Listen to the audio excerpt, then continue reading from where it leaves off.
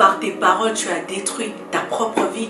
Combien de fois par ta parole tu as détruit un homme, tu as blessé quelqu'un, tu as fait pleurer une personne? Combien par tes paroles tu as rabaissé quelqu'un, tu as diminué quelqu'un au point où la personne, elle ne croit plus à rien? Combien par nos paroles, et tant que parents, nous avons méprisé nos enfants, nous les avons blessés par nos paroles?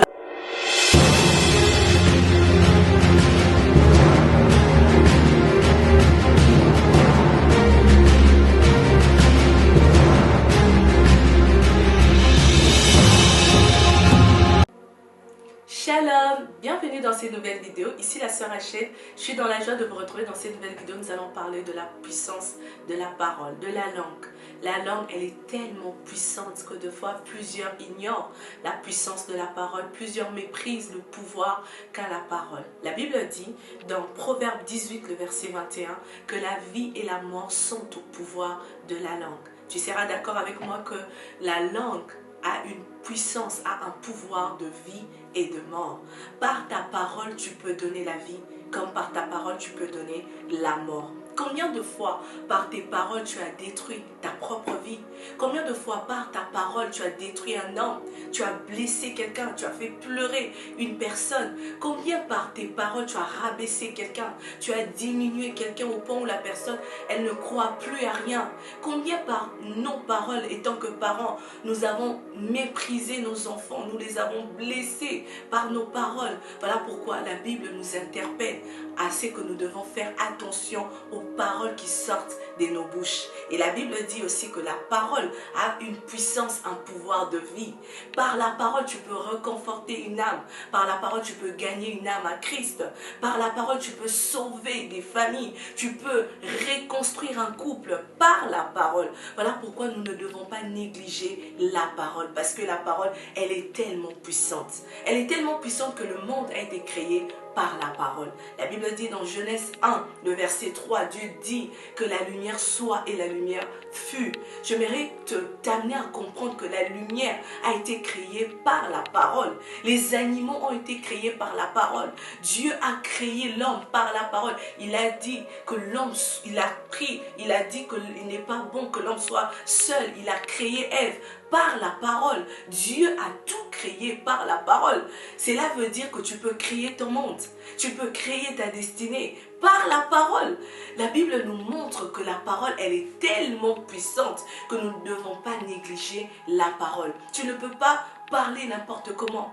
Tu ne peux pas utiliser, gaspiller ta parole n'importe comment. Tu ne peux pas venir dire par exemple à une sœur, oui je t'aime et demain te rétracter. Non. Parce qu'en le faisant, tu vas briser un cœur, tu vas détruire une destinée. La parole, elle est tellement puissante. C'est par la parole qu'un homme se lie à une femme. C'est par la parole même qu'on devient chrétien. La Bible dit, si tu crois dans ton cœur et que tu le confesses de ta bouche, c'est alors que tu seras sauvé. Si aujourd'hui tu es chrétien, c'est parce qu'un jour, tu as déclaré publiquement, tu as reçu Jésus publiquement en disant, je veux te suivre comme Seigneur et Sauveur. Par la parole, aujourd'hui nous sommes en train de faire cette vidéo parce qu'on l'a dit, on l'a pensé. C'est par la parole qu'aujourd'hui tu es au travail. Parce que hier tu as dit, demain j'irai au travail, demain je vais faire les courses, demain j'irai en vacances. C'est par la parole. En soi, je mérite que tu comprennes que ce que tu es aujourd'hui, ce sont les paroles que tu as dites hier. Ce sont les paroles que tu as pensées hier. Et ton demain dépend de ce que tu dis aujourd'hui.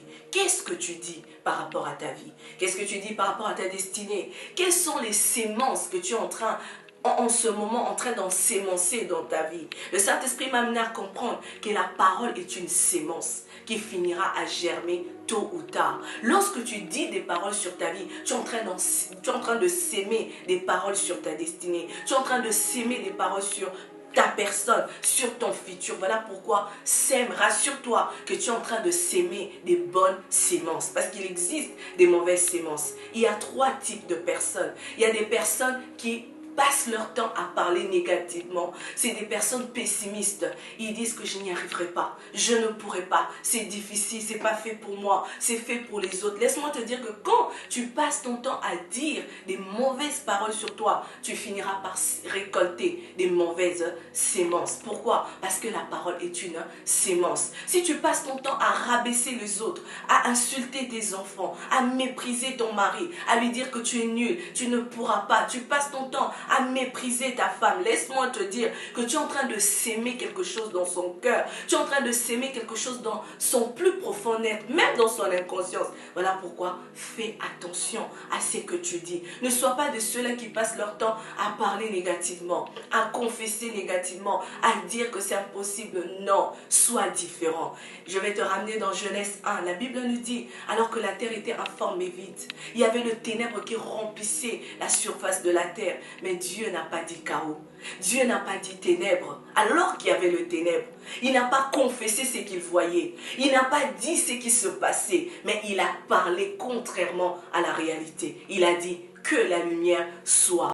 Par là, j'aimerais t'inviter à parler positivement, peu importe ce qui se passe, peu importe ce que tu vis, même si tout est ténébreux, même si le ténèbre règne dans ta vie, règne dans ton couple, règne dans ton foyer, confesse la parole de Dieu, confesse la parole de Dieu. Dieu a déclaré lumière parce qu'en lui, il n'y a pas de ténèbres. Voilà pourquoi il a confessé la lumière. Toi aussi, confesse la parole de Dieu. La deuxième catégorie de personnes, c'est des personnes qui disent rien. C'est des personnes qui passent leur temps, ils sont tout le temps muets. Un homme m'a dit qu'une bouche fermée est une destinée fermée. Lorsque tu fermes ta bouche, tu fermes le porte de ta vie, tu fermes ta destinée. Voilà pourquoi tu dois parler. Parce que les sorciers, lorsqu'ils font des incantations, lorsqu'ils envoûtent, la plupart du temps, ils passent leur temps à déclarer des mauvaises paroles. Ils passent leur temps à maudire. Maudire, ce sont des mauvaises paroles. Ils disent qu'il va être malade, il va échouer, il ne va pas réussir. Et lorsque toi, tu ne dis rien, tu vas subir, tu vas connaître c'est que le diable, les méchants ont dit sur toi. Voilà pourquoi tu dois parler. Et la troisième catégorie de personnes, ce sont des personnes qui parlent positivement. Ce sont des personnes qui confessent la parole de Dieu. Ce sont des fils de Dieu.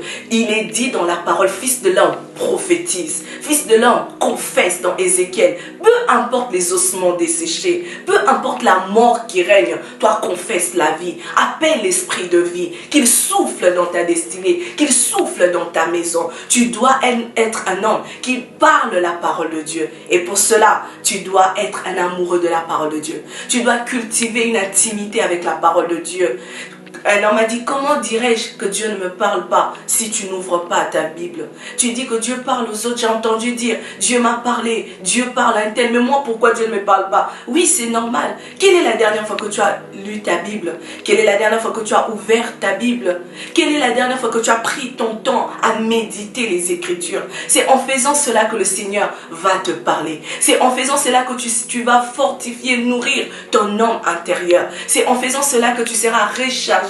Et lorsque Goliath te présentera, tu pourras répliquer comme c'était le cas avec Jésus. Jésus, lorsque le diable venait vers lui, il a dit, il est écrit. Pour dire qu'il est écrit, tu dois être rempli de la parole de Dieu. Tu ne dois pas être un homme qui est rempli de gros mots et enfant de Dieu. Tu ne dois pas être un homme qui parle, qui passe son temps à médire, à critiquer. La Bible dit dans Ésaïe 8:12, n'appelez pas conjuration ce qu'appellent ces peuples.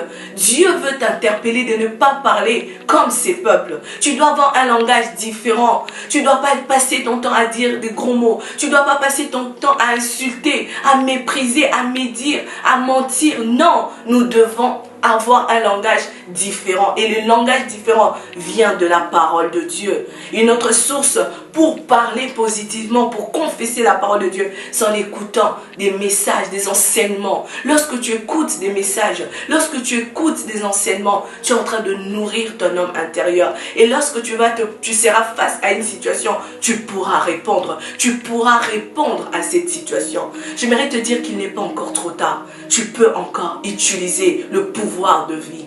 Si jusque-là tu as utilisé que le pouvoir de mort, tu n'as que dit de paroles négatives, des mauvaises paroles, il est temps pour toi d'utiliser le pouvoir de vie. Parce que la parole a un pouvoir de vie et de mort. Tu comprendras avec moi que nous devons utiliser la langue, pas pour détruire, mais pour construire. Pas pour mépriser, mais pour élever. Pas pour faire mal, mais pour faire du bien. Et en faisant cela que nous allons construire des destinées. Tu vas construire la vie de tes enfants. Tu vas construire ton foyer. Tu vas construire des hommes et des femmes. La parole, elle est puissante. Et utilise la vie et non la mort dans la parole. Que le Seigneur te bénisse abondamment. J'espère pour toi que à partir de maintenant, tu vas parler positivement et tu vas être un amoureux de la parole de Dieu. Tu vas affectionner la parole de Dieu et en faisant cela, tu vas certainement vaincre Goliath qui se présentera.